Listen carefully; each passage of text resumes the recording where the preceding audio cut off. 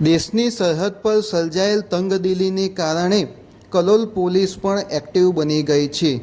કલોલના પ્રવેશદ્વાર પર round the clock Naka point ગોઠવવામાં આવ્યા છે. કલોલના બોરીસણા ગલનાળા અને સિંદબાદ ખાતે round the clock Naka point ગોઠવવામાં આવ્યા છે અને ત્યાંથી પસાર થતા વાહનોની ચેકિંગ કરવામાં આવી રહ્યું છે. આજ રોજ કલોલ શહેર પોલીસ દ્વારા બોરીસણા ગલનાળા અને સિંદબાદ ખાતે વાહન ચેકિંગ હાથ ધરવામાં આવ્યું હતું. બીજી તરફ કલોલ શહેર પોલીસ દ્વારા રાત્રે પેટ્રોલિંગ પણ શરૂ કરવામાં આવ્યું છે.